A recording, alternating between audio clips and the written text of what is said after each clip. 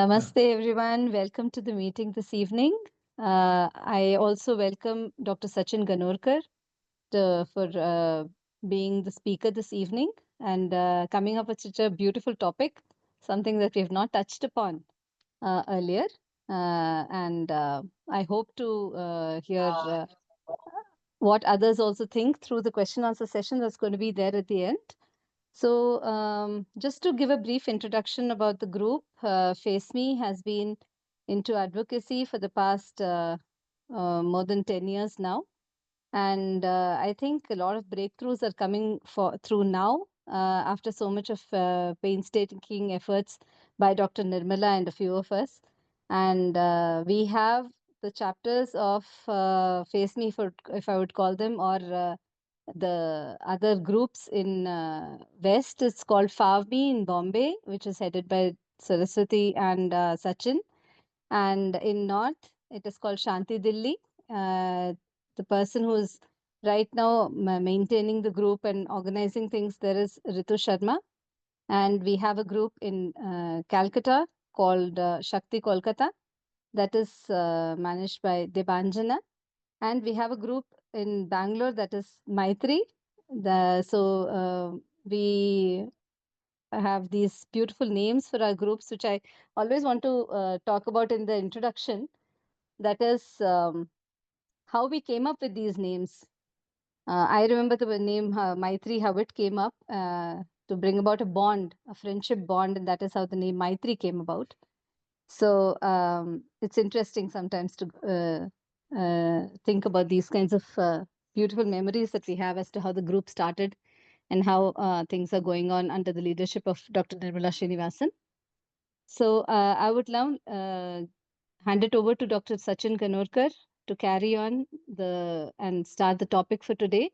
And the quiz, sir, was very, very interesting that we all attempted. So kindly shine some more light on it. Thank you. Everyone's benefit, I would like to introduce Dr. Sachin Ganorkar.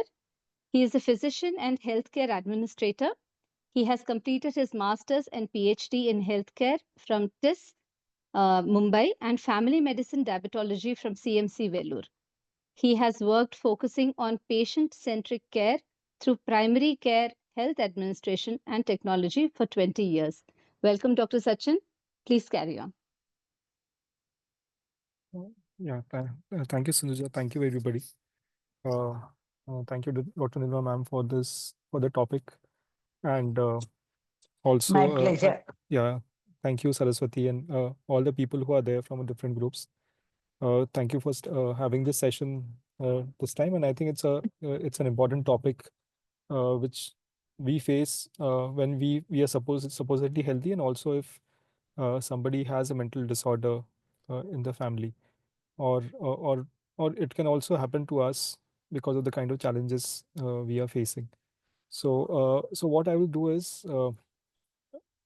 today I think all of us are facing sleep phenomena called as sleep anxiety, because when we see the modern age, I think the modern age has actually devalued sleep, because the lesser the you sleep, I think the more productive you are termed as. So in the modern world, if my boss says that I've only slept for 2 hours, and I think I'm a much superior person to my co-worker who's working there. So it shows you that you are working hard, you are more productive for your organization. But ultimately, what has happened is it has also the COVID time actually showed us that if you sleep less or sleep more, uh, your stress or your entire biological clock is definitely going to change. So what I'll basically start with is with the same quiz which I shared with you. This time there are more questions, so I've just taken a few questions from what we had done earlier.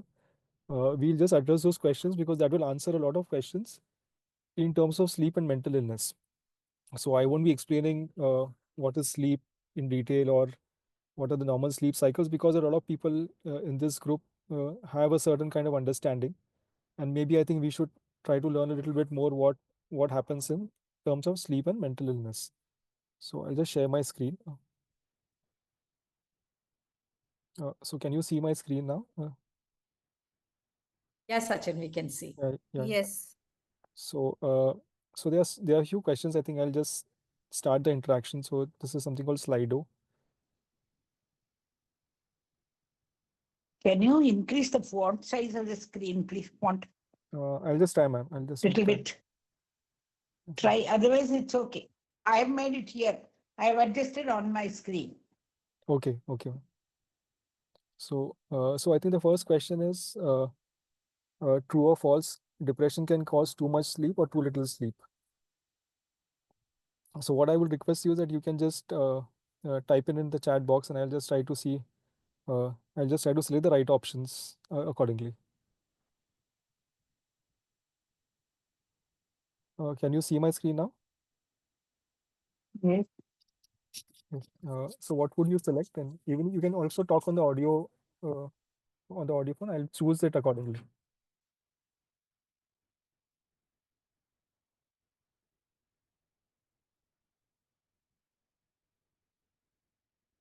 If I can select, can I select true right now?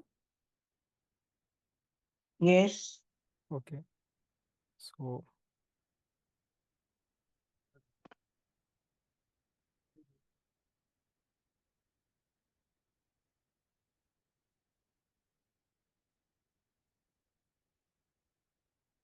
I think it is true that depression does can cause too much sleep or too little sleep.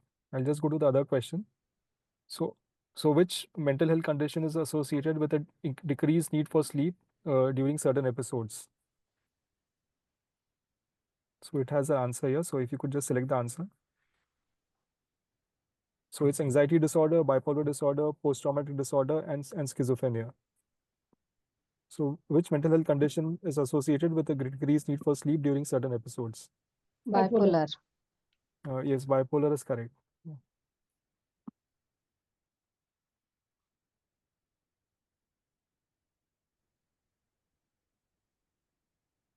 I'm not very sure of the answer. No problem, ma'am. We are just actually trying to have a little bit understanding of how this thing works. So, Okay, because uh, decrease for sleep. Okay. true or false? Treating a mental health disorder can also improve sleep. True or false? True. True. Okay. Yes. True.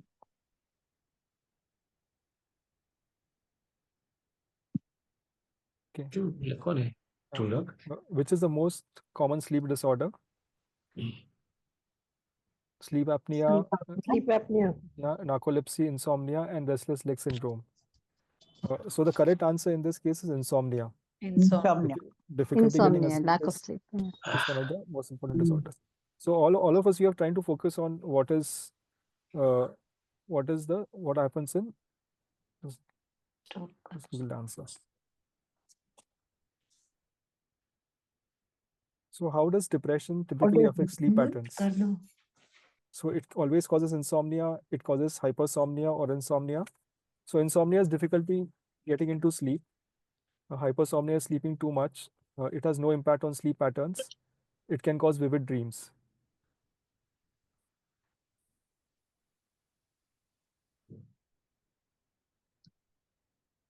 I So think what would you B, say? right? Yeah, so it can cause hypersomnia or B. insomnia. Hypersomnia or insomnia. Yes. So it Yeah. can cause too much sleep, or it will make it difficult to get into sleep. You have to tell us why it's both. Yes, yes, definitely. Yeah, yeah, Where we'll does get into Insomnia that. એટલે બહુ sleep no, Papa? Yeah, Yeah. we'll શું get કહેવાય into that insomnia for એટલે? sure. Insomnia means more sleep? Yeah, insomnia is difficulty getting into sleep or waking up too early. No, more sleep. Okay. So we'll discuss this. I think I just wanted to make it interactive when we start before, so that then we can dwell deeper more into the neuroscience of sleep and why it affects mental health. What is the natural internal process that regulates the sleep-wake cycle? Circadian rhythm, REM sleep, melatonin cycle, or the NREM cycle. So these are technical words. I know we have a diverse audience here, but still, I thought that we should just know the terms. We need not go into too much of depth.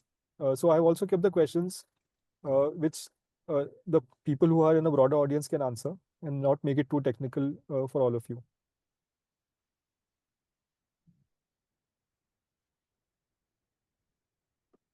So it is circadian rhythm, which is the body clock.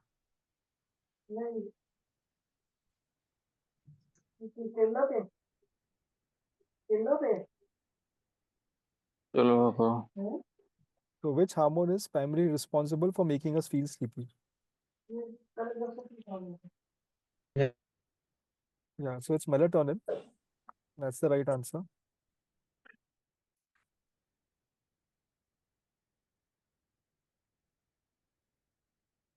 Which is the one most common sleep-related symptom of generalized anxiety disorder. So a lot of people suffer from anxiety. So is it hypersomnia, sleeping too much? Is it delayed sleep onset due to racing thoughts? Is it complete lack of sleep? Is it waking up fully, feeling fully rested?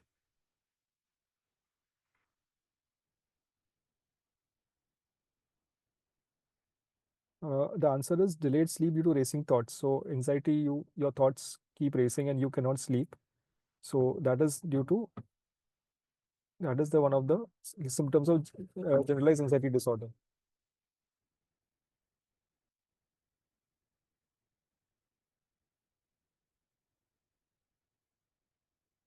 So this question, which we kept discussing in the thing, is sleep and mental illness are solely a symptom and not a contributing factor to the condition.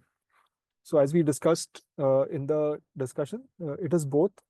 So not only sleep, when you have depression, you either have insomnia or hypersomnia. But if you also have poor sleep, so there's one state cycle of the sleep called REM sleep, and if it starts decreasing, it also precipitates depression.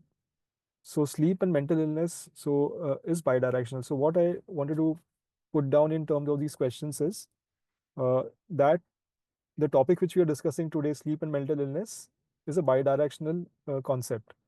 So not only we see sleep disorders when you have mental illness, but poor sleep can also start precipitating towards conditions like depression, which we'll discuss later how it actually happens.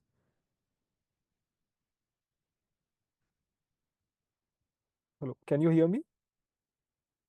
Yes, Sachin, we Yeah, can yeah, hear you. sorry. Yeah.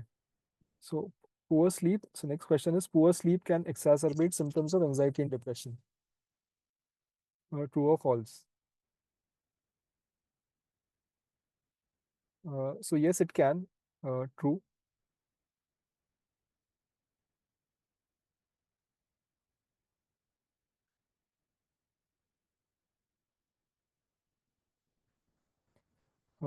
True or false? Light therapy is effective in treating circadian rhythm disorders, especially in seasonal affective disorder.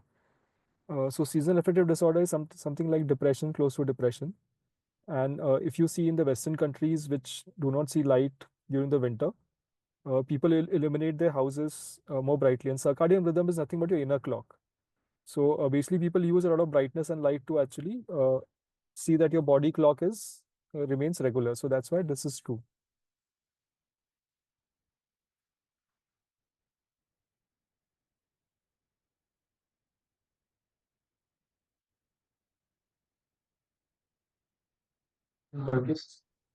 So with stage is associated with memory consolidation and emotional regulation, and how its disruption affects mental health. So something called stage 1 non-REM sleep, REM sleep, stage 3 sleep, and REM sleep. So I'll just answer this question so because it's a little technical. So it's a REM sleep. REM sleep is basically where the sleep where your eyelids are moving and you are into a dream state. So it is said that if your REM sleep is good, then you will stay emotionally stable and you will consolidate your memory. But if your REM sleep is disturbed, then it will disrupt your memory and cause emotional dysregulation.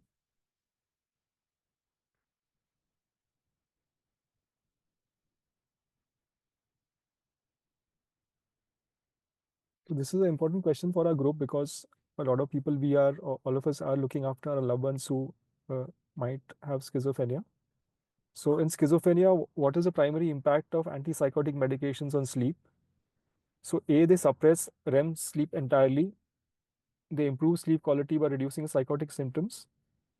They increase wakefulness during the night. They lengthen the stage 1 sleep. Uh, do you have any answers for this?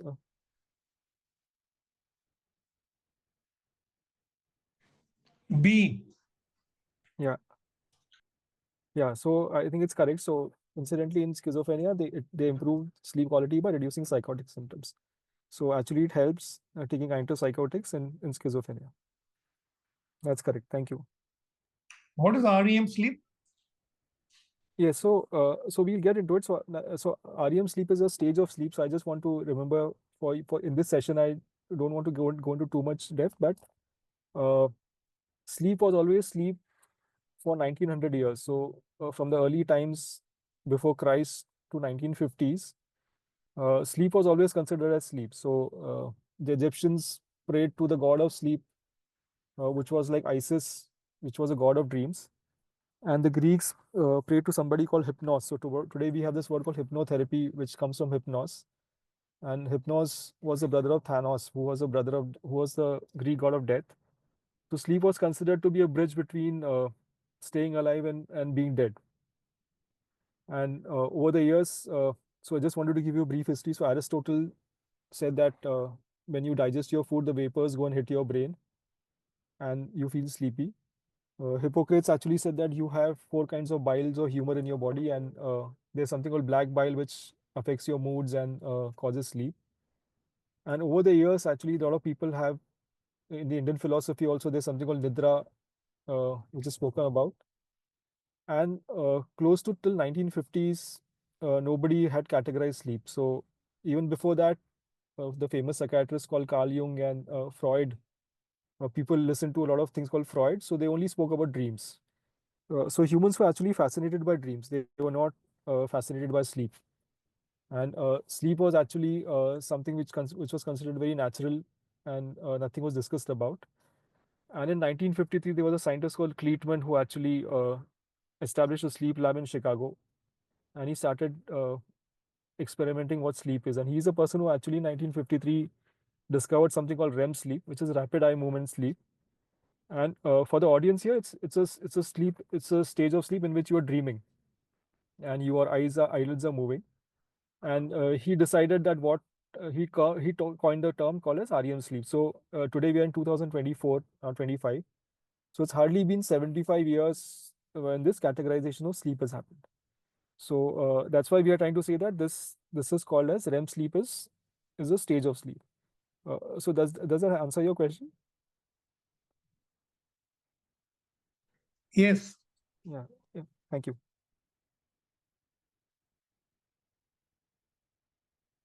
So how does depression affect sleep patterns? So we have an answer that it causes either hypersomnia or insomnia, which we have discussed before. So I'll not get into this. And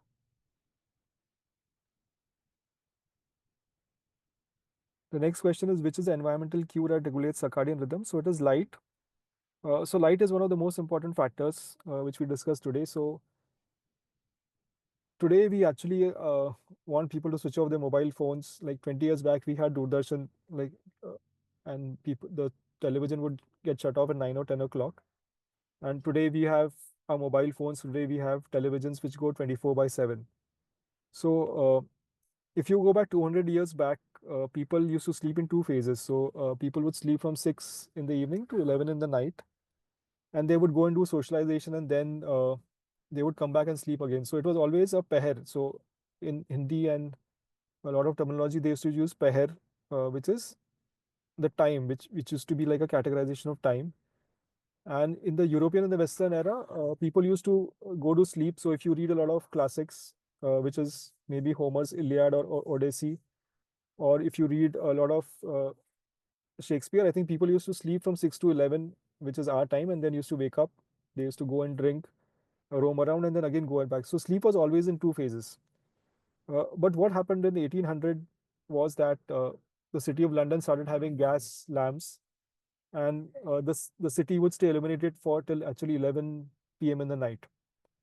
So work started getting extended. So the concept that once it becomes dark, you go back and take rest was started getting replaced by productivity. So the longer you work and the lesser you sleep, I think in the last 200 years, that is what modernization has done to the aspect of sleep. That the longer you work, I think the more you are productive and more successful you are. Then Edison invented the incandescent lamp in 1890, and then people started you could get light throughout the whole night, and people would stay awake the whole night. So light started becoming available from the only from the last 130 years. and that has impacted sleep because once it becomes darker, your brain actually receives less light, and there's a nucleus in your hypothalamus called as suprachiasmatic nucleus, which is more technical right now. I would not want you to learn this, but it starts producing melatonin, which induces sleep. So just because now you have light all the time, I think the entire circadian rhythm or the inner clock, which you mentioned, has become disturbed. So that is why light is a very important factor, and I would discuss it later why sleep and mental illness, the light becomes a very important factor for all of us.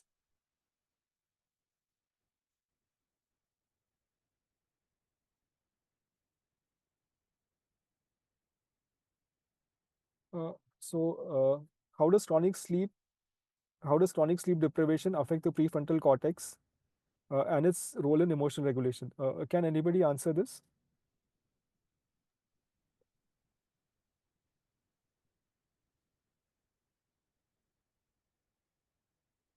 Hello, can anybody take a chance to answer this? I think it's It's B. B. It's B. B. B. Yeah. B. So correct. Yeah, it's B. So B. correct. So it impairs cognitive control and emotional regulation. So why I wanted to bring this important topic is that if you sleep well, the front part of your brain, so prefrontal cortex is something near your forehead. Uh, it goes and hits something called amygdala. Amygdala is an emotional processing center in your brain. And if you sleep well, it controls the emotions in that part of the brain.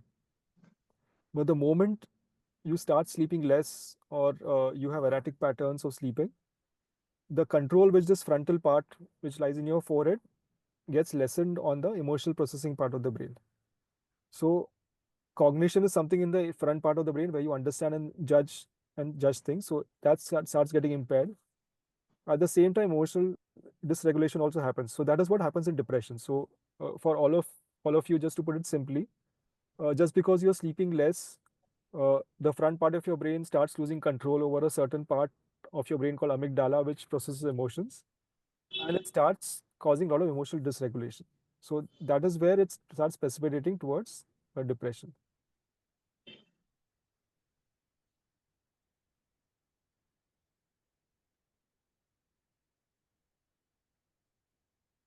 So which mental disorder is associated with REM sleep abnormalities, including shortened latency to REM sleep? So is it generalized anxiety disorder? Is it bipolar disorder, major depressive disorder, or schizophrenia?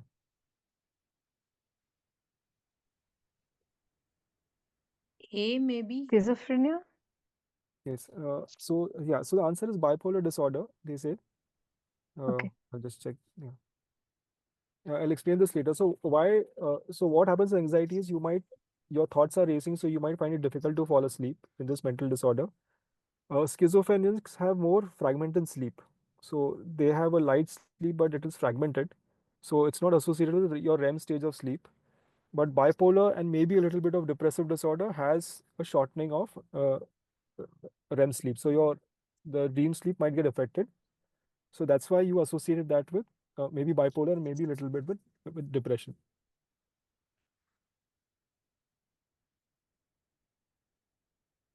Next question, napping for more than 190 minutes during the day can disrupt the sleep-wake cycle and cause insomnia. So this is true True. because if you sleep during the day, I think it impacts, disturbs your rhythm, and you might find it very difficult to sleep in the night. So that's why people say that you can have a power nap for 20 minutes, but if you sleep more, then it will not allow your sleep cycle will get disrupted.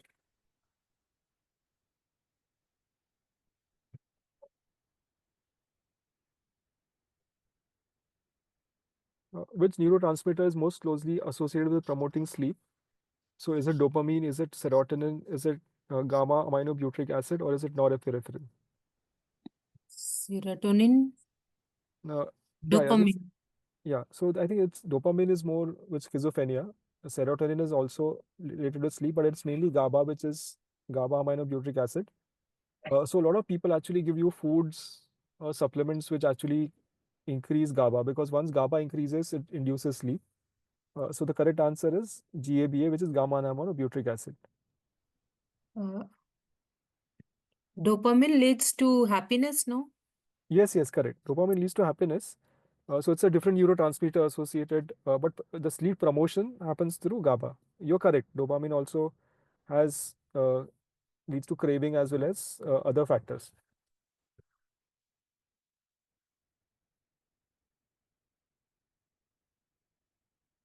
So sleep disturbances in schizophrenia involve longer sleep duration, fragmented sleep, and disrupted circadian rhythms, complete loss of REM sleep, increased daytime sleepiness, or without nighttime disruptions.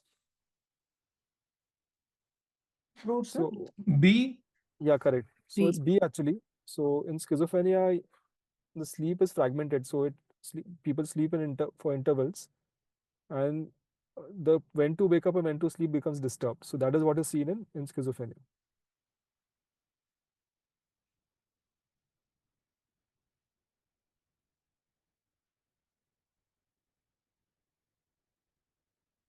What is the term for difficulty falling or staying asleep or waking up too early? So it's called as insomnia, as you have answered. Uh,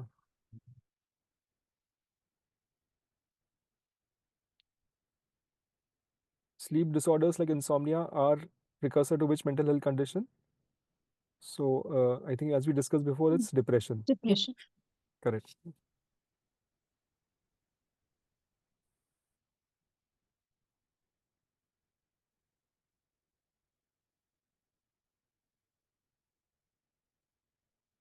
So PTSD is associated with which kind of sleep disturbances? This is like a general question, but if anybody could answer this for post-traumatic stress disorder.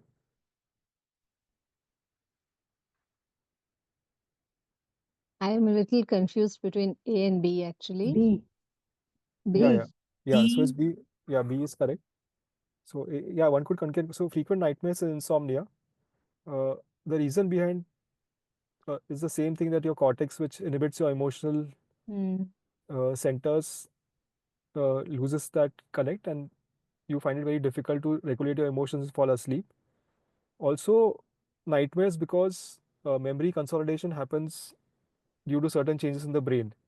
So that memory keeps repeating continuously. So that's a different phenomena. That's why PTSD, you will have nightmares and insomnia. Correct. Dr. Sachin, I would just like to take a moment Yeah. to ask people to note down if they have any questions coming up related to the questions that Dr. Sachin is putting forth now. So if you have some questions, we can always take it up later in the question answer session. But kindly note it down. Otherwise, we'll miss it. You'll also not get the answer. And rather than discussing it now, let us discuss it during the question answer session. Please note down your questions. Thank you. Carry on, Dr. Sachin. Yeah, thank you. So which which so just a minute.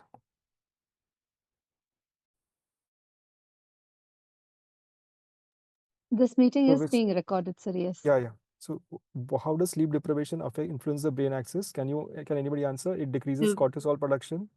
B. It, yeah, correct. It increases cortisol production, leading to heightened stress. So I'll discuss this. This is a very important question, which I want our audience to understand.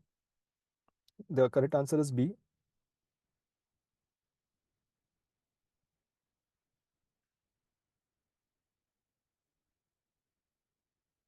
Sleep deprivation affects which cognitive function first? Long-term memory, language comprehension, attention and focus, and motor skills. Attention and focus. Yeah, correct. Right. Yeah, thank you. So I think this is the last question, and we'll go to the main presentation. So thank you for your patience and time, but I just thought to bring out certain questions related to mental health disorders. Uh, so I'll just Thank you stop for sharing my making screen. this interactive also, sir. It Yeah, was more yeah, interesting to, and we also stay awake during yeah, the yeah. Thank you. No, I presentation. understand because all presentations are sleep-inducing. So No, I'm sorry if I meant no, that's something like true. that. But it's more interesting, and you Yeah, also stay more alert. I would say not awake. Alert. That correct. was a wrong usage. Yeah, yeah. Alert during the presentation. Thank you, sir. Absolutely. No, absolutely. Thank you. I'll just open my just a minute.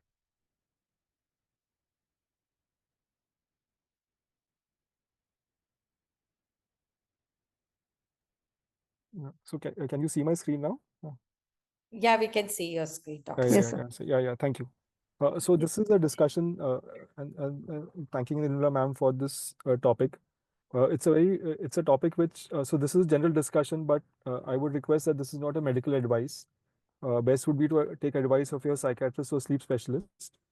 But I just wanted to start, so I'll just enlarge this font for everybody to see.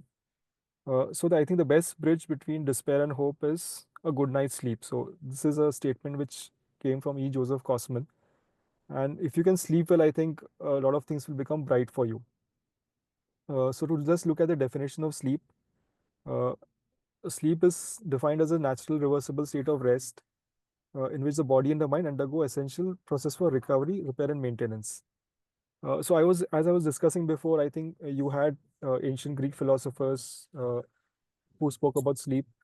One of the first people who spoke about sleep and mental disorders was this person called Robert Burton, who spoke about the anatomy of melancholy. And he said that if your sleep is disturbed, then I think you might be pushed towards a mental disorder. So from 1621 to 1953, roughly 400 years, I think not much was happening. Things were happening, but things were happening in the area of dreams, because humankind has always been interested about what the dream means. Does this dream mean a better fate, a bad fate? Is there a religious significance to your dreams? In fact, uh, the Austrian psychoanalyst Sigmund Freud later and psychiatrists also spoke more about dreams. That are you suppressing your emotions? Is there something your dream means? So a lot of things till 400 years were more of a religious and a significance of focusing on what your dreams actually mean. So there was this person called Kleitman, who 1953 is the father of modern sleep research, who started classifying sleep. And then came a person called William Dement, who actually spoke about abnormal sleep, REM sleep, and narcolepsy. Then there was this person who's called Al Herpin, who actually was termed as a man who never slept. So I just wanted to bring a history in front of you that what is basically sleep. So sleep is a rapidly reversible neurobehavioral state where you recover. In psychiatry, it is considered to be a vital sign requiring routine evaluation and treatment whenever sleep disorders are encountered. That's what we are speaking out today.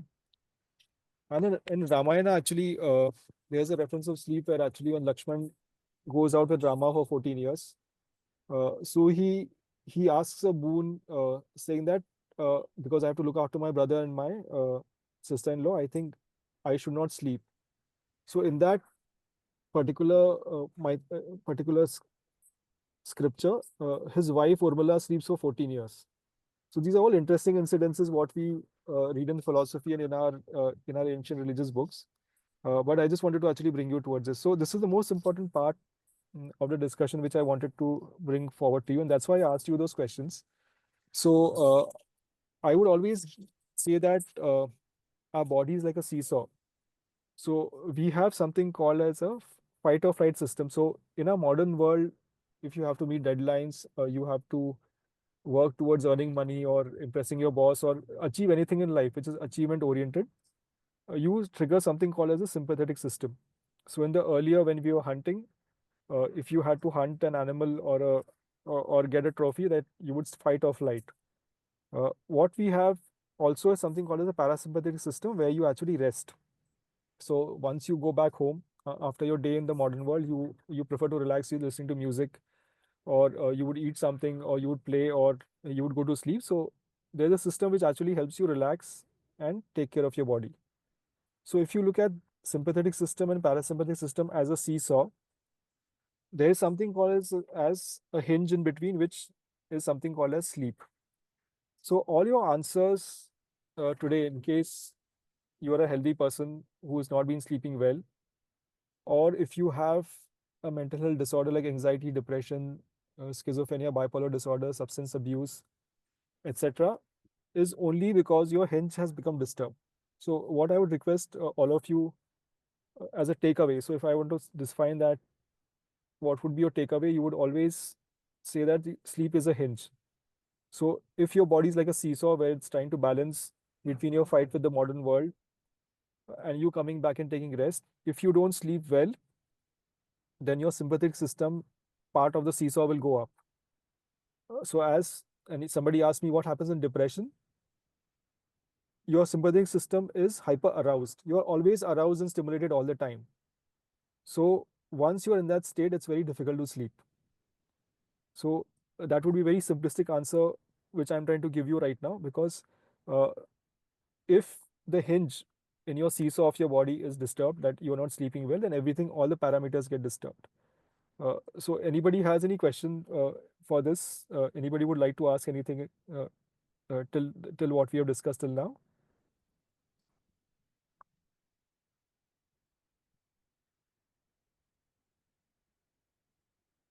If somebody oversleeps, is it because the parasympathetics are overactive? And Somebody if lose somebody oversleep. undersleeps, Yes. is So it because the sympathetics are overactive? yeah, so that would be a very simplistic explanation, but I would say yes, you can keep that thing as an understanding right now. There are more neurotransmitters involved, there are other things involved, but I would just say that I would just say, right, so I would not like you to draw an inference right now. I would just say that keep keep a keep a note that your sleep is a hinge. If you have a seesaw on your body, because your sleep is disturbed, all these parameters are getting disturbed. So I would not immediately say that you draw an inference from this, but just say that uh, if if you have a seesaw where you're balancing various neurotransmitters, various parts of your organs, if you don't sleep well, then this hinge will get disturbed. So that is what I wanted to actually explain through this. A hinge of a seesaw allows for smooth transitions, sleeps ensures proper regulation, and prevents one system from dominating. So you need one system or the other as you work throughout the day. So you would need your sympathetic if you want to go hunting or if you want to achieve a target. But if you're not sleeping well, then that system will get over triggered or overstimulated. So sleep helps to regulate both the systems in a proper manner. So that is what I wanted to bring about through this slide. What is Thank you. digest there Thank you. in parasympathetic sympathetic system? Uh, What is parasympath- digest? yeah, rest means you are just resting. So in the Okay, modern world fine. today, so what I wanted to bring about is that in the 200 years, sleep has become devalued. So if your boss says that if you work 16 hours a day, just for example, not this thing, Mhm. then you are resting less. So rest is also important for your body to recover. So that this is what I wanted to bring about, that the advent of gas lamps and incandescent bulb, which Edison brought about, and the industrialization, which said that if you sleep less and perform more, you are much better, has devalued sleep. So apart from what medically we are discussing today, sleep and mental illness, there's also a historical context. There's a context of how modernization has changed the way we look at sleep. So sleep has become more devalued, uh, and if you sleep less, you're considered to be like a superior person. So that is what I wanted to bring about. And now people, because of COVID, uh, because of a lot of things which are happening around in how sleep is disturbing various parts of the organs, so less sleep, as we discussed, might lead to mental health disorders, but it also triggers diabetes and hypertension and cancer. So all these, so when your sleep is disturbed, when your seesaw, when your main hinge is disturbed, your sympathetic parasympathetic system starts getting imbalanced, and that affects all the organs of your body. Sachin, you said something on hypertension, cancer. Can you please repeat it? Yes, ma'am. So Yes, ma'am. so sleep disturbs Yes. not only affects the mental health, But but sleep, as I discussed earlier, also leads to production of cortisol. So once your cortisol secretion, cortisol is nothing but a stress hormone, to be very simple right now, it starts acting on various organs of the body. So when your heart, your stomach, your brain is supposed to take rest, it keeps getting stimulated because you're sleeping less. So the hormone will keep pushing your organs to stay awake. So when they have to actually take rest, digest the food, or switch off, so there's no switching off happening right now because of the kind of changes in the modern world we have. And from the last 15 years, we see something called as hyperconnectedness. So we are connected all the time. We have a mobile. So maybe till 2000, 2005, we had Doordarshan, so we had only one or two channels. Then you had cable TV, so you could see channels all the day. Now you have an OTT, so you're seeing everything all the time. So you're not switching off. You're hyper connected. You also have a mobile in which you see your videos. So your brain is not getting a signal to switch off. So when your brain doesn't switch off, your cortisol keeps getting secreted, and it keeps hitting all the organs of your body. That's why we also have a new terminology that had come up a few years back called FOMO, the fear of Yes, missing correct. out. Absolutely correct. Absolutely Yes, so that has become something like a taboo thing, you know. You should not miss out on things that are correct. happening around you, and so that triggers more of this involvement in everything and trying to stay awake and catching up on things that is happening around you, uh, leading to more and more problems. Absolutely. Excuse me, Absolutely. Sachin, I have a question about this diagram itself. Yes, ma'am. Now you can extend the balance. You're saying post industrial industrial revolution changed that invention of the bulb and other things, right? Right, ma'am. Now post industrial revolution, the work pattern itself has changed. People work in the night. Correct. Not that they don't want to sleep, but there are occupations which have chosen some people who work in the night, like Correct. Yes, ma'am. BPO and whatever. Absolutely. Absolutely. Even before this digital revolution, there were scientists, there were many people used to work in the night.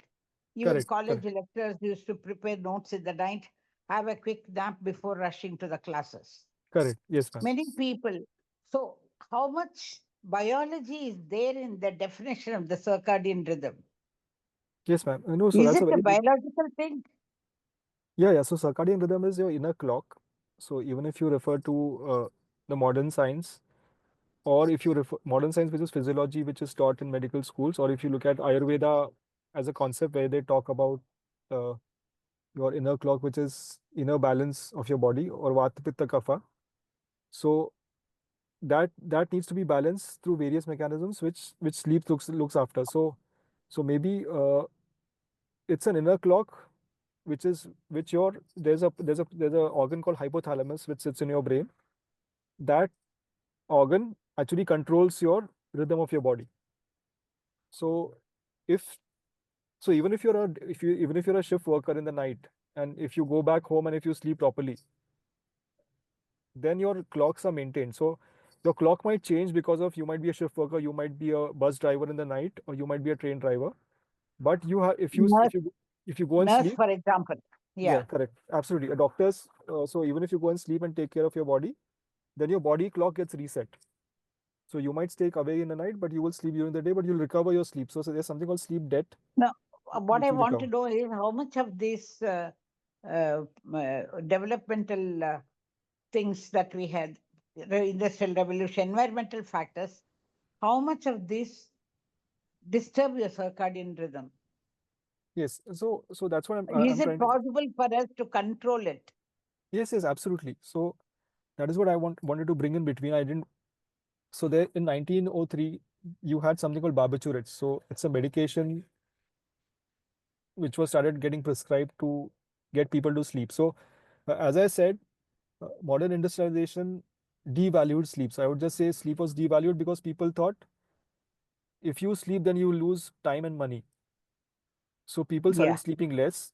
And in 1903, you had something called barbitol, which was a medication.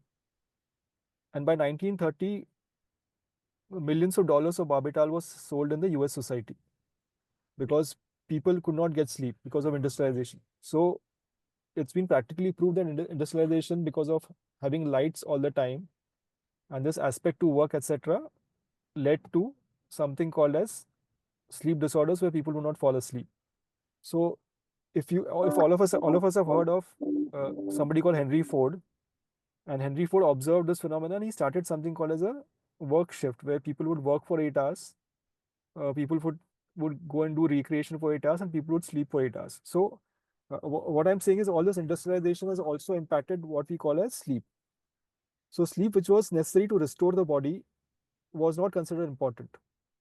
And that's why today we have entered into this phase, something called as sleep anxiety, where we are also anxious at whether we are sleeping or not. So sleep anxiety also is a phenomena where we feel anxious. The second thing which I wanted to discuss is that uh, today we have something called as sleep coaches. We have sleep variables. We are discussing this topic of sleep. Uh, people also in hotels have mattresses. So if you go now in Bombay, Bangalore, everywhere, you have something called as a sleep company which sells mattresses. So all this aspect of that if you sleep well, you'll be more productive. So the focus is still not on that. Sleep has to be taken for its own sake. You have to sleep for your own sake. You don't have to become productive just because you're sleeping well. So there's an entire industry which has come over the aspect that you're not able to sleep well. So this is the impact of what industrialization has done to our society. I'm coming. Yeah. Yeah. So can I go ahead and we'll always discuss ahead. Please So continue, sir. yeah. No. So Continue. thank you. So there's a two-way relationship. Mental illness leads to sleep problems. Sleep problems exacerbate mental illness.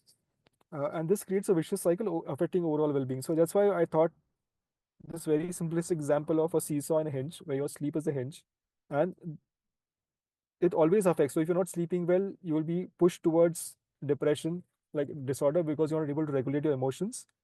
And once you have emotional dysregulation or dysthymia and go into more depression, then the transmitters are disturbed, like GABA, serotonin, etc., and that leads to sleep problems. So it's a bi-directional relationship.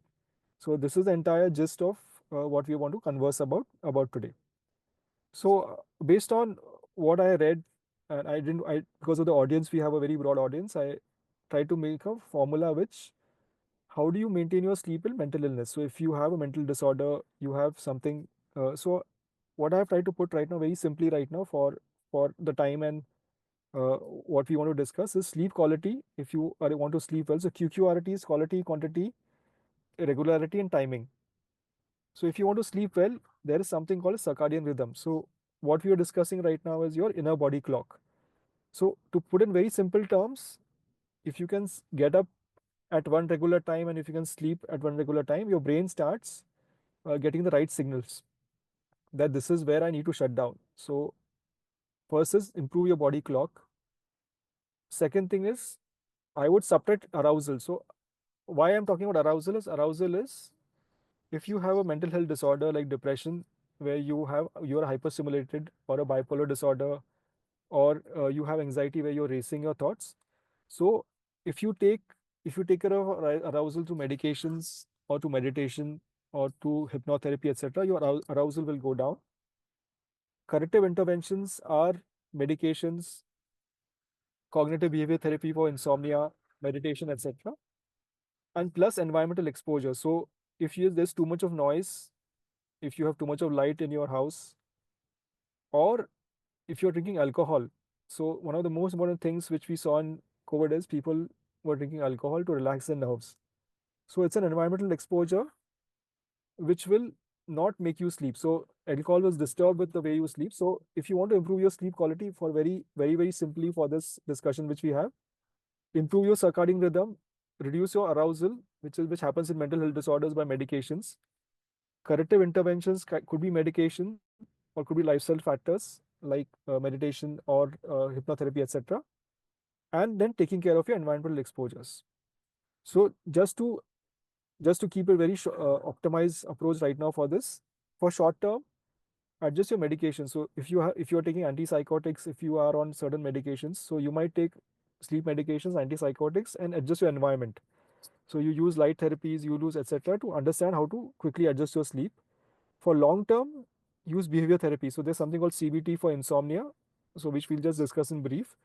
And you regulate your circadian rhythm, like the way you sleep, the way you get up in the morning. I think that is what we have to regulate. So what the formula I would say is that sleep is equal to RACE. R is for circadian rhythm.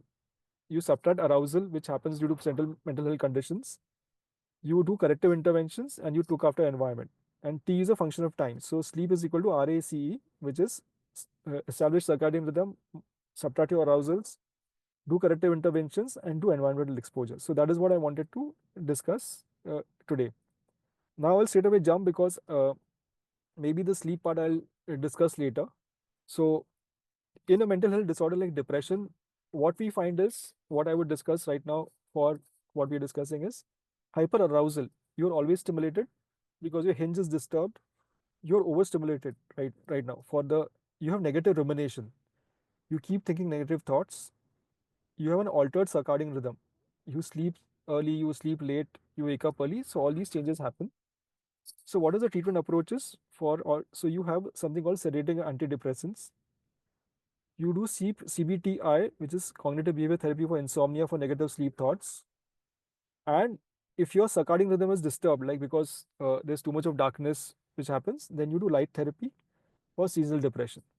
So it's a very simplistic understanding, but if you so depression has these underlying causes, and these are the treatment approaches.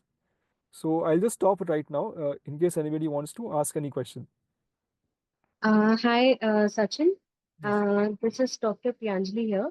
Yeah. Hi, So doctor. I wanted to ask you certain questions.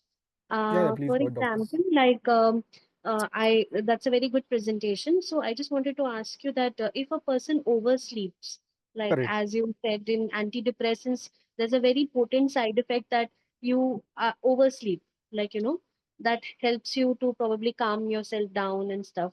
So Correct. how exactly like do you deal with the oversleep pattern for these patients? Yes. So I have a I didn't want to jump over there, but I'll just show you what has. So if you have, so I created a uh, actually a timetable for people who have depression. So that answer. So I didn't want to jump into that right now, but I'll take you there. So if you are sleeping very poorly or sleeping more, if you're hypersomnia or insomnia, I think one of the first goals which I've understood is to regulate your circadian rhythm. So even if you have poorly slept, I think you would need to wake up at the same time. And if Yes, and possible, yeah, usually we get like, for example, I'm telling about myself. So correct, whenever I take some kind of medications, which probably even similar things like for cold and cough, if you take, so they have these kind of side effects that you oversleep. So correct, correct. once I get up like that, I have headaches. I Yes, mean, absolutely, like yes. headaches after you probably you're dehydrated. I don't know what is the reason behind it. And second question, which I wanted to ask you, Sachin, was which type of sleep we are looking forward to here, REM or non-REM? So I would not get into this topic right now because for the audience, so see, REM sleep is affected in depression, and NREM has those ways which give you deep sleep. So in basically in depression, what happens is there's a change in the REM sleep which causes all these changes and affects the neurotransmitters. So what I would for this topic discussion right now, what I would say is that if you can regulate your circadian rhythm, if you are taking depressive medication, if you can take some morning exercises, and if you feel dehydrated and have a headache, have a protein rich food in the morning and avoid caffeine. And in lunch, avoid heavy carbs. In dinner, before 5 o'clock, avoid caffeine. Limit your screen time. And if you can practice something called CBTI, which is cognitive behavior therapy for insomnia, and do journaling. So that is one of the essence right now that in COVID, you could do online CBTI and write down your negative thoughts before you sleep and focus on a bedtime and go to bed only if you're sleeping. If you're not feeling asleep, then you engage in some activity. So that is what I would say for depression right now. For depression, basically right now, what I've understood looking at all the sleep studies is your REM sleep gets disturbed. So what you would need to basically get your REM sleep in a proper format so that you start getting back to the getting back to a normal schedule. The other thing is once you already have depression, you would need to tailor your antidepressants what you're taking. So if your depressive symptoms get reduced, then you would achieve back your normal sleep. But it's a very complex phenomena. So I would not immediately get back because this is a very specific question. But this is the overall goal you would need to achieve if you're facing a depression related sleep disorder. Thank you Hello, sir. so Dr. much. So Sachin, yeah, just a second. Dr. Sachin, I suggest you complete your presentation yeah, and then we take questions from everybody. yeah. So And I right, request everybody to put their questions in the chat so that we can ask him after his presentation is over. yeah. Yeah, So for thank anxiety you. disorder, yeah, thank you. So for anxiety disorders, what basically people face is a lot of worry, a lot of hypervigilance, and your thoughts keep racing. So what could be an answer to that aspect of sleep disorder when you have anxiety is first relaxation technique. So in the RACE formula, we look at C, which is corrective intervention. So you try to relax as much as possible. Second thing is CBTI, where you try to manage your anxious thoughts by doing journaling. A doctor might give you short-term sleep aids. So that is what he would give you, and you might give you have a long-term SSRI, which is serotonin-specific reuptake inhibitors, or SNS. So these are name of medications. I would not immediately get into those specifics, but you try to relax more so that your racing thoughts get reduced. What happens in bipolar disorder is you might have insomnia during your manic episode, or you might be hypomanic in your depressive phases.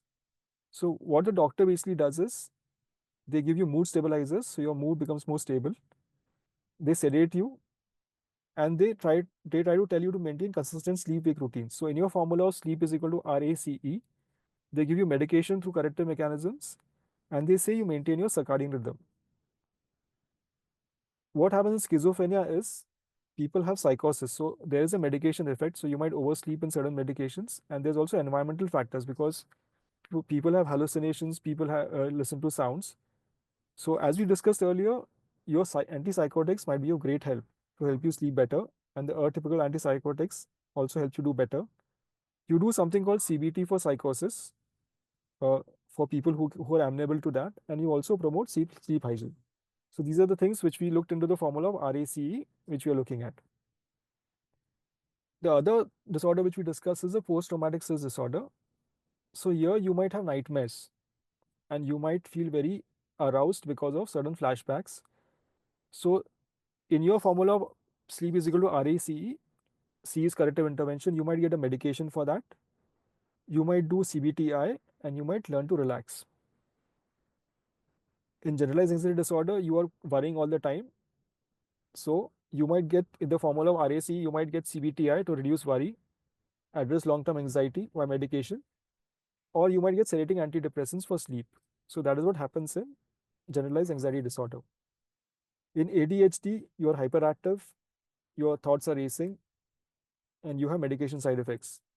So in the formula of RAC, you focus on behavioral routines, that is maintaining your rhythm.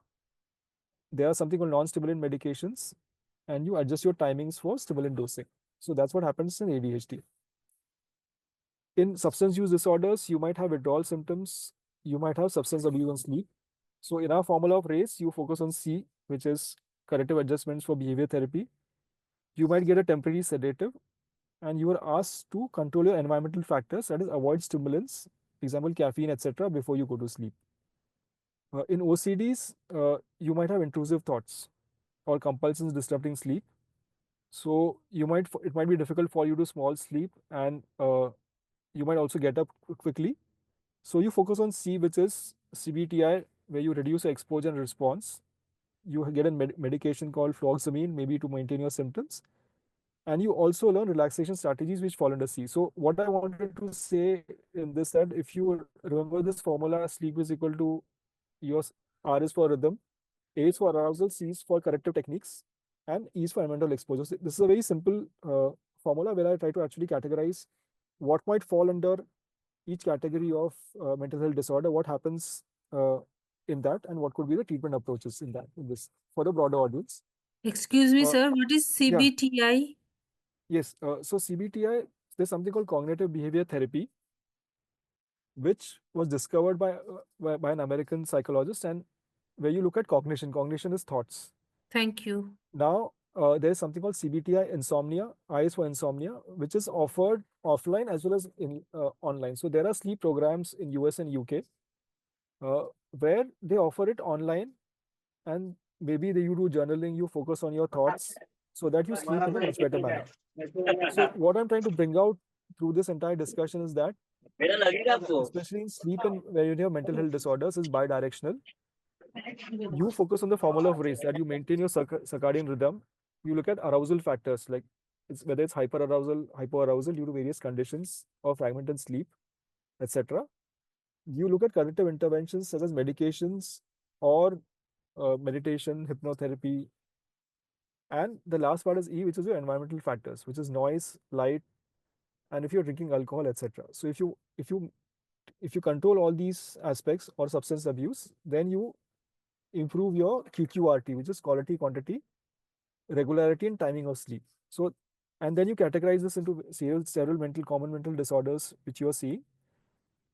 These are the various causes, for example, in depression, and these are the treatment approaches which doctors and maybe psychiatrists follow to address these disorders. So again, just wanted to bring this thing of sleep and disorders are a core symptom of depression. Also, this last point which I wanted to touch before we get into daily schedules for disorders is sleep is also a biomarker for suicide. So, uh, Dr. if Sachin, you're not yeah, audible. yeah, can you hear me? Hello, hello. Yeah, I can hear you. Yeah, sorry. So, if your sleep is getting disrupted, and if you have a person Dr. who Sachin, has, we're not able to hear you. yeah, hello, hello, hello, can you hear me? Yeah, we can hear you. Okay. Who's not being able to hear? Hello. So, Hear you. so in case your sleep is getting disrupted, it could indicate that the it increases the aspect of suicidality. So, what people in the West are trying to do is that if you know a person who has suicidal thought patterns, and if you can monitor your sleep through a watch. So, if you have a wearable watch you're wearing, and if that watch is connected to two or three people, so you have that watch message goes to maybe your person who's your relative or through a doctor. And once you start observing this change in sleep patterns, that watch will get triggered and it will send a SOS message to the people who are near to you. So we are always searching a biomarker for mental health because we don't have like how we measure lipid levels, how we measure sugars for diabetes. There's always a search of how actually you could measure your mental health and also in case of suicide. So sleep is slowly evolving as a biomarker for all these conditions which we face. Now, we had this discussion of disorders, what happens in those disorders, and plus, what are the treatment approaches. So, this is one schedule which I created. If you have a depression-related disorder, like you maintain your same wake up time, which would be a very important thing in the phenomena of R. You would do exercises to maintain C, which is corrective interventions. You would eat good food. Maybe you would use CBTI to combat inactivity and fatigue. You would eat properly as a environmental exposure. You would reduce your screen time and reduce blue light exposure, which comes in the night. You would again practice CBTI techniques to wind down or reduce your worries, and then go to bed only if you're sleepy. And if not, engage in some activity before you go to sleep. Similarly, again for anxiety related disorders, just to take, you have low hyper arousal because your mind is racing. You're worried all the time. Maybe you should try to wake up consistently, avoid sleeping in even after you sleep too early, do mindful meditation, have some morning light exposure, do some stretching activity, have your breakfast, have your lunch, do relaxation. Again, in the dinner, avoid a heavy meal and sugary meal, evening walk or light stretching, and begin winding down. So, write in the worry journal listing your concerns, offload your worries, and then practice diaphragmatic breathing or mindfulness. Use a mindfulness meditation app. So, this is a very simple. Listen to calming music and have a quiet, cool, and dark sleep environment. So, also one of the most important parts in your environmental aspect is reducing core body temperature. So, when your body temperature goes down, I think you are able to enjoy better sleep. So, if you're sleeping in a very hot room, that then your sleep activity might not get triggered. So, it's also important to maintain a good body temperature. Now, what happens in schizophrenia is first you have to stabilize your sleep patterns, manage hypervigilance because people have hallucinations. People also have delusions, and they are your symptoms which interfere with sleep. So, with regards to a lot of people whom I met, like even as a family member, I used to always see my mother getting up saying that I think I have a hallucination. Somebody has come in the night and he has taken things away. So you have to first address those delusions which affect sleep. So your antipsychotics need to improve, and then you might actually help the person sleep better. So this is a basic schedule, but I would say that in schizophrenia it's more antipsychotics and maybe trying to teach people some breathing exercises or a grounding technique to reduce hypervigilance, and also create a sleep conducive environment because that affects noise, etc. affects the way people who might have schizophrenia might react in a particular manner. Now for OCD, I think you have to manage your compulsive behaviors. You have to reduce nighttime rumination, which happens because people keep thinking obsessively because of certain, and establish a calming routine. So again, it would be you maintain a certain circadian rhythm, you do mindful exercises, You have breakfast, which gives you stable energy plus avoid excessive caffeine. In OCDs, actually, which is very important, is to have a structured task engagement, like plan meaningful activities, reduce unstructured time. Because once you have an unstructured time, you might trigger some compulsions, which happen in OCDs. Like this is a phenomenon which happens in OCDs. Similarly, have a good lunch, relax. Uh, as a pre-time bed routine, I think journaling is one very important thing. And there's something called as a worry jar, where there's a jar which you keep all your worries inside that jar so that you don't keep ruminating upon them. Rumination is keep obsessively thinking about them. You start winding down. Very important for OCDs is CBT techniques, cognitive behavior therapy techniques. And then you only go to bedtime when you're sleepy. If compulsions arise, because again, if you start ruminating, then you use relaxation techniques like breathing to refocus. Uh, Again, for CBT, I think for a very simple example, which I wanted to bring right now is, if I don't sleep, I won't function tomorrow. How CBT actually changes your thoughts is, I can function even if with a bad night's sleep. So this is the way you start changing your thoughts and you start cognitively restructuring. For anxiety, you're always thinking the most negative thoughts. So I lose my job if I don't sleep well tonight. So you restructure saying that one poor night won't ruin my day. So this is a very simple example. I just wanted to touch things right now. Then you have relaxation, behavioral activation, exposure to natural light, medication, etc. So I'll just stop here for some time over here. Yes, I think Sureshji had raised his hand. I'm sorry, I thought I'll just complete this part and then we can again go back to our discussion.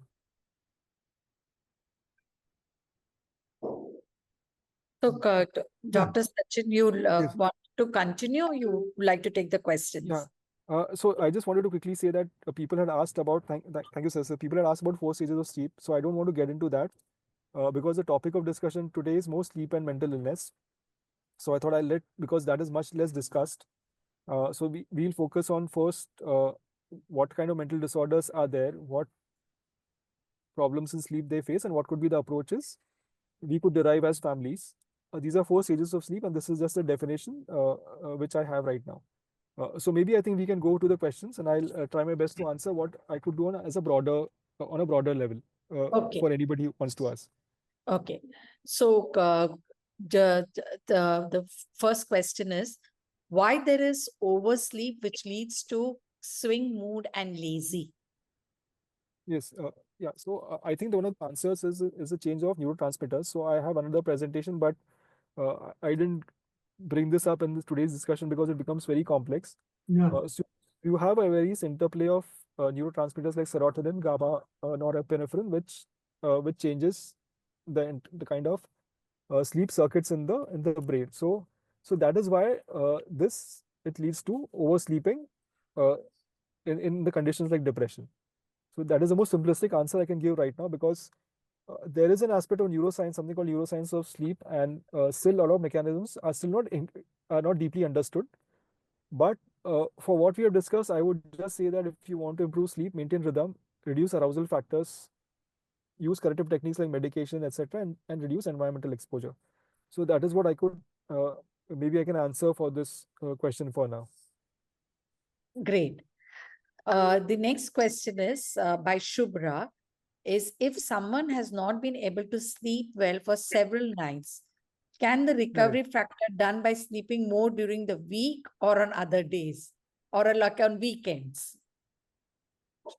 Yes, yeah, thank you. That's a very good question. And if it's a normal individual, I think it leads to this kind of sleep deprivation does damage your brain function, and it is said that you cannot recover it. So that sleep debt continues, and I think it is good to always follow a good circadian rhythm if you can do that.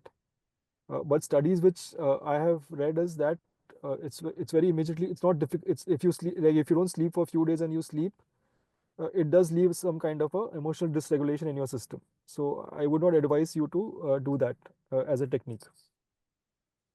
Yeah, okay, that's something which is, because I see a lot of these youngsters doing that. Yes, They correct, work, so they work during the weekdays and, try to catch up their sleep on weekends. So correct. that's, Yes, correct. yeah. Okay, somebody else's, Dr. Priyanjali Datta has asked this question. Does afternoon nap help? Yeah, I would also like to know that. Yes, yes. No, thank you, Saraswati. Thank you, doctor. So, yes, an afternoon nap of 15-20 minutes will help. That's why they call it as a power nap. But if you oversleep, then it affects something called as your REM and REM cycle. So, I think it's too broad a topic to discuss in this session today. But a short nap will definitely help because it helps you recharge. But if you sleep longer than 90 minutes, as they say, or 60 minutes, then your sleep cycle will get disturbed for a day or two. But a short nap definitely helps you recharge your body, because if you got up early, you had a tiring early half of the day, it will help you recover this thing for the second half. Okay, okay. Excuse me, Saraswati. Yeah, Related to this same question yeah, about sleeping in the afternoon. The thing is that if we wake up people who are sleeping in the afternoon, they sleep for too long, like they've just slept for half an hour and 40 minutes, and we're trying to wake them up because it'll affect their sleep in the night, and Correct. they end up with a headache Yes, most correct. of the Yes. time. So, what should be done? I mean, how can you prevent that? Because then they say that it is better to sleep when you're sleepy, and it's okay if they don't sleep early in the night, if they sleep a little late in the night. So, how do we avoid that? Yeah. So I think if the person, Just a clarification this question. When you say wake up, whom do you wake up? You mean a PMI or anybody who is not under treatment? PMI and others also, ma'am. It is there that Okay. I see it with Okay. with the affected person also. Okay. yes. So I might not have the exact answer right now, but I would say that you should wake them up. And if they have a very severe headache, you can allow them to sleep, and maybe they can recover. If they really have a headache, like before they slept went to sleep, then maybe I think you can Yeah. allow them to sleep for some time. But uh, if you can allow the person only to sleep for half an hour to 40 minutes and let them, because the person overcomes the headache. Once you start getting back to your work, if you have a tea or coffee or Okay. some kind of a thing, you will get back to your. But if you sleep for a longer time, then your sleep cycles start getting disturbed. Then the person might sleep a little later, and then your entire cycles start changing. So maybe I think you should awake the person again, reassign them a task, and they can go back to their work, and you can give them something to drink or something to eat. Go back. They seem a So little disoriented actually if you wake correct. them up. Yes, yes. So I think Yeah. you can wake them up, and if they want to sleep for longer, you can do that. But I'm saying don't make it a regular pattern if possible. Okay. You Okay. can say that I think you can sleep for an hour, and then maybe you can wake up and go to work. Uh, because then your entire circadian rhythm which is there, which gets disturbed. So the person might sleep a little late. Okay. Why I actually bought this topic of industrialization is that it was not considered very cool to sleep in the afternoons or have a siesta, as they might say. But Hmm. there is a benefit of taking an afternoon nap for 20 minutes, 30 minutes, or roughly 40 minutes, and then you get recharged and you get back to work. So Yes. not sleeping was always a badge of honor, to be honest, uh, because if you would be sleeping, you would be considered as somebody who's very Lazy lazy. person. Lazy, yes, correct. So Yes. society is like if you stay in Mumbai and you have to be active, but if you go to other towns, people do something called as an afternoon nap, and they live Yes. healthier and longer lives. So there is an importance of taking a restorative. So sleep for the sake of sleeping is a very good thing. But what I want to say is that the kind of industry which is now there, that you have a better mattress, you have a better pillow. It is said that US hotels spend $1.4 billion to actually change their mattresses so that people can sleep better. Because earlier they Wow. used to call managers saying that you come to a hotel, sleep, and you go to work. Uh, and now they say that we'll give you such an environment where you sleep more better and your performance will be increased. So all these industries which connected to performance is something which I want to say for people who are healthier and people who might have a mental disorder. I think sleep should be for its own sake, because then it maintains that hinge which maintains your parasympathetic and sympathetic system, and then you get Yes. the balance again. So I think all the focus on sleep should be for its own sake, and not that whether you want to improve your productivity or whether you want to become much better than somebody else. I think it's just to restore and recover. So what Saraswati asked and you asked, I think an afternoon nap does help. But if you oversleep continuously, then it will affect your circadian rhythm, which is your inner clock. Thank you. Sachin, just to take this question a little more further. So, if you that Dr. Priyanjali Datta has also asked is if you sleep in the afternoon, then people say that you can't sleep properly in the night. Is that true? Yes, in a way, because your rhythm of sleep, because your body is has rested, and then you would not immediately fall asleep again if you sleep more than 90 minutes. So then Correct. you have a difficulty sleeping in the night. So that's why I'm saying this very important aspect of your inner clock, which science is slowly discovering. Maybe in Ayurveda, yoga, they speak about it a more. But now the Mhm. West is also discovering this aspect of maintaining your inner clock, where you sleep at a timing where you tell your brain that I'm switching off. And maybe in this world we live today, we have kept your mobile phone outside, you are not watching any television or etc. And then you go to sleep. So that part is very important, where you so that your production of melatonin, which is like a sleep hormone, starts getting done, then all your neurotransmitters get aligned. Correct. Ritu has asked another question. I think it's also coming from the same aspect is if one is not able to sleep at night, then can I recover it during the daytime? Yes, for 1 or 2 episodes you can recover it, but if it happens like a regular schedule, then I think you should meet a physician and get evaluated for what is happening. Is there a underlying disorder, like is there depression or anxiety or some disorder which is causing that? So you can definitely recover if you stay awake in the night. So Mhm. even doctors who actually have a night shift, then they sleep during the second day and then they recover their entire sleep deficit. But if it becomes a regular habit, then I think you should get it medically evaluated. Okay. But So Suresh is asking what coping with insomnia can look like in real life. And also uh, I have to further this one also, please. yes, Pardon me? yes, sir. Yes, sir. Then after that, I have some question, practical one. Okay, okay, okay. Correct. Yes. No, no. So insomnia in practical life is very difficult because uh, first it affects your attention and focus. Your cognitive functions will start decreasing. And as said, your prefrontal cortex or your front brain, which controls your emotional centers, that starts getting dysregulated.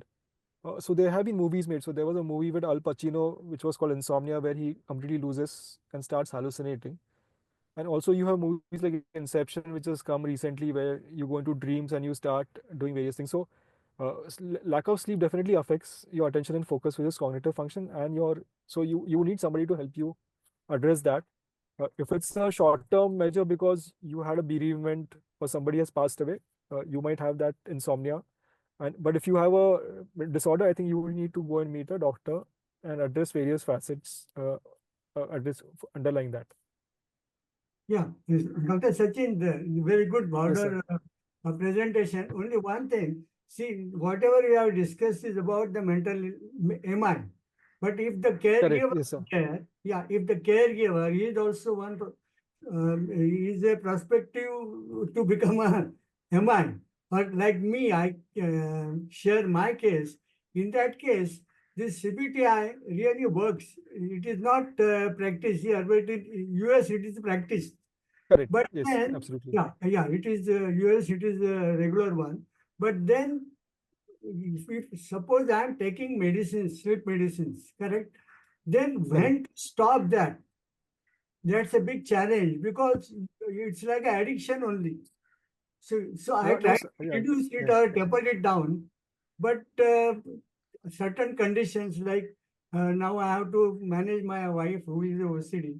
So in Correct. that case, which aid will help? Like meditation, medication only, or otherwise, how can I take a decision that now I have to stop? Because that becomes an addiction now for me. Yes, sir. Yes, sir. So, the kind of medication you are taking, I think if it starts disturbing with your REM sleep, you should speak to your doctor. Then you can change your medication. So that is the first thing I would suggest you to do. And again, I would go back to the same formula of RACE, that if you can maintain your race, if you feel that caregiving, so all of us get burnt out and exhausted due to Yeah, caregiving, or either we are worrying all the time. yeah, Also, sometimes because our the people who our family members get up and wake early or sleep early, we also have to wake up sometimes. Yeah. So I think you would first need to continue your medication. So you might talk to your doctor. So addiction is a very different term. So maybe we'll discuss it next time. But if certain amount of medication is required for you to sleep well, you should continue taking that as a aid. No, You I'm can taking the medicine. I'm correct, taking correct, the medication. absolutely, But yeah. I So wanted to have little bit taper down also on my correct. own health. But So then total. so if you are doing CBTI, that's a very good thing, and if you can Yeah. focus more on CBTI. Yeah, that is Why I wanted to bring this aspect of CBTI is because in the hospitals where I worked, we tried to speak about CBTI, but again, everything has come back to money. So that's Yeah. why I brought this topic of it's a social topic where you talk about industrialization, the way we focus sleep on productivity. Everything is tied to money.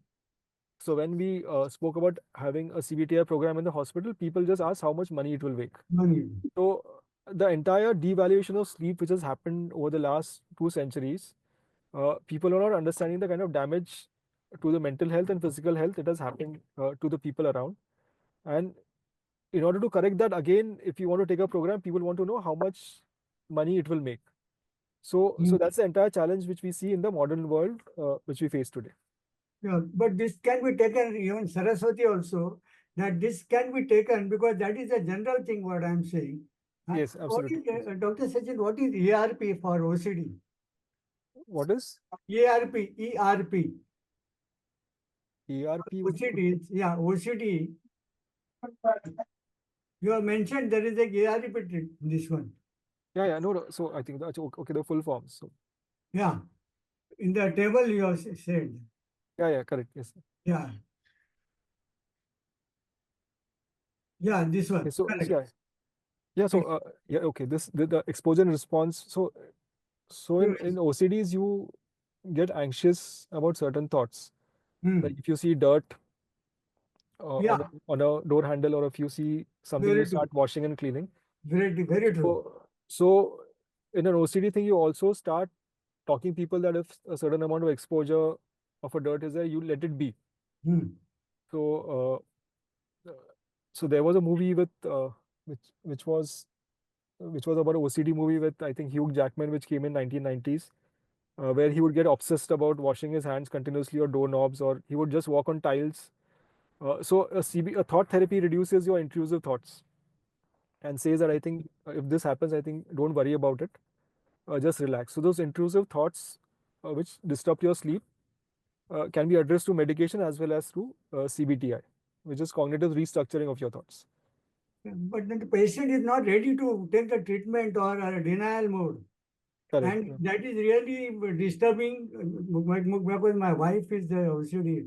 What symptoms you said, no, they are very true. It's very difficult to manage. Like she is very particular about getting up and sleeping time. And she wants me to do the same thing. It is not possible. Okay. Thank you. No, I understand. So I Yeah. think medication might help. Thank And you. in this case, so OCDs are tough to manage. It's not, I would say it's sometimes more tougher than schizophrenia and depression. So I agree with the challenge you're facing. The next question, Sachin, is by this person. I don't know the name. The phone is called Q6. Is do antipsychotics fragment sleep, sorry. Yes. Thank you, Sasi. So it depends upon what generation of antipsychotics you're taking. So I think in the first generation, it would lead to sleep disruption. So people would wake up early, sleep late, etc., and people might end up sleeping more in the afternoons, is what I have observed in the first generation antipsychotics. So there might be a fragmentation of sleep happen, but I also would need to need more about this. Even I, because there are many antipsychotics, and I also need to understand how it impacts sleep. But in terms of schizophrenia, if you have a fragmented sleep, which I have seen, antipsychotics improve the quality of sleep because they help you calm down. Yes. So, but maybe I would need to read more for myself about how various generations of antipsychotics have affected the sleep cycle. Okay. The next question by Shiv is, there are certain food or any food that makes sleeping during working hours in office, and how to manage this? Correct.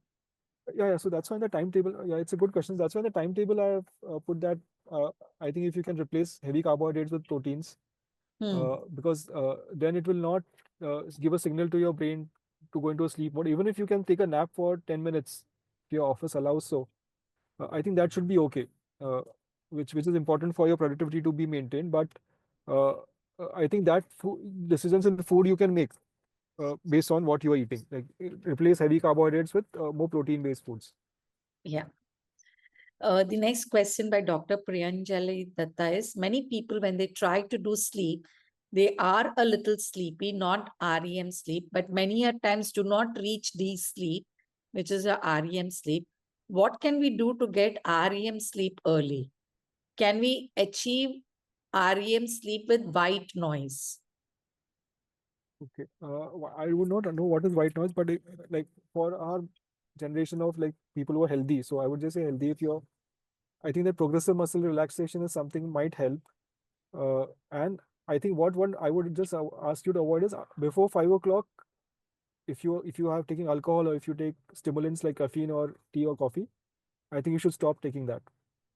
I think it is said to impact REM sleep, and also if you could shut off your lights, telling your brain that you would stop functioning at a certain time. Yeah, that's true. I think we have all got into the system of looking at our mobiles before going to sleep. Correct. Yes. So Yeah. so the blue light is supposed to be a trigger to your hypothalamus in the brain, Yes, saying that it is still morning time and still you need to work. Yeah, and your brain will still stay active, and it will correct. not allow you to go to sleep. Yes. Okay, the next question is by Sachdeva. If someone is suffering from chronic insomnia caused by stress or anxiety, is it possible to come out of this problem with these natural remedies? If not, what is the best treatment besides sleep and psychiatric medicines? Uh, yeah, thank you. That's a good question. So, based on whatever knowledge as a general physician I have, because if this goes into the area of sleep medicine and psychiatry, uh, I would say the chronic insomnia, it depends upon, because if you're not able to sleep for a long time, so is it something, a stressor, is it a pain, or is it some other condition which is causing you chronic insomnia? You would need to understand that first. And the second thing, I have not come across any natural remedies which solve chronic insomnia. So you would need to basically visit a sleep physician.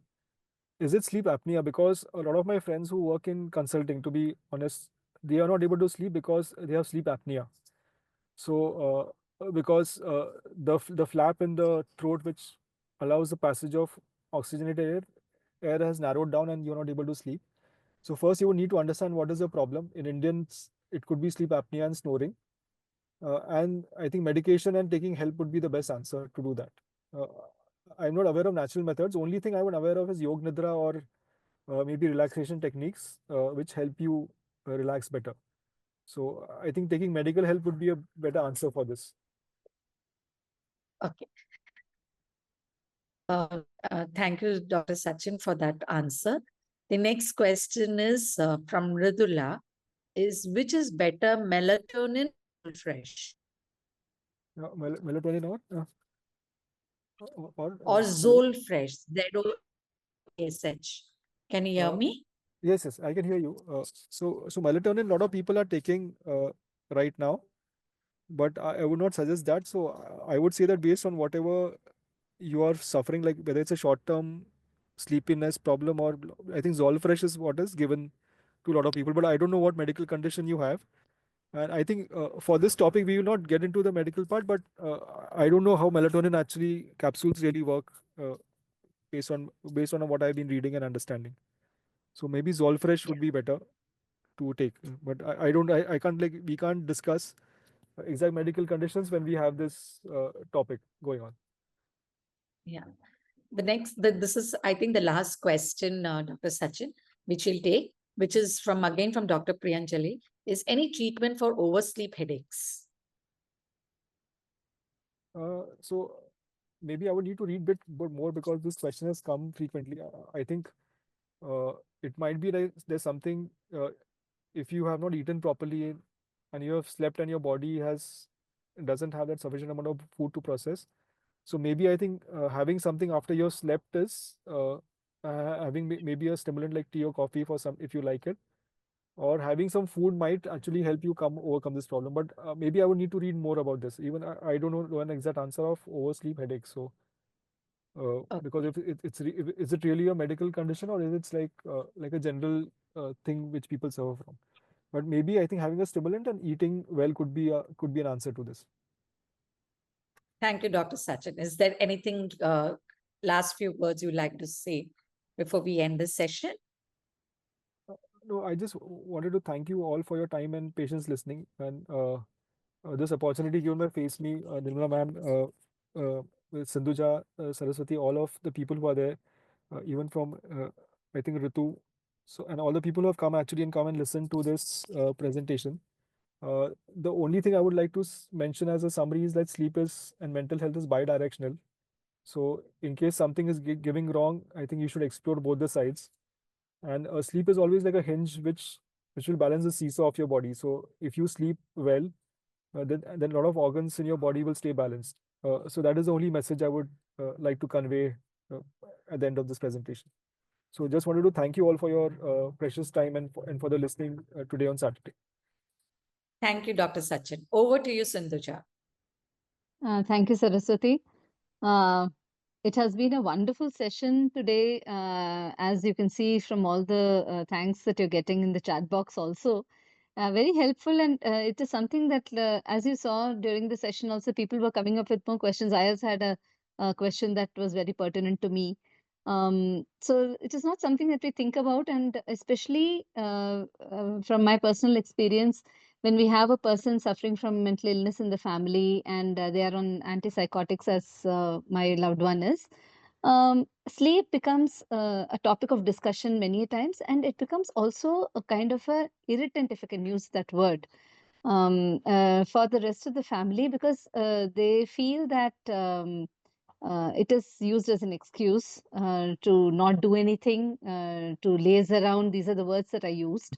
So thank you for throwing light on this topic, very, very important topic, and to realize as to how important a role sleep plays and what are the effects of the medication, though we do get inputs from psychiatrists as to how the medication does acts and what exactly the person is going through. But still, to be able to understand sleep from a more generalized perspective and also to put it in perspective with a person who's suffering from mental illness and is on medication really helps. So thank you, Dr. Sachin, for talking about it so elaborately and so patiently. Thank you very much. And I thank all the other participants who came up with the questions to make this session very interesting and interactive. Thank you very much.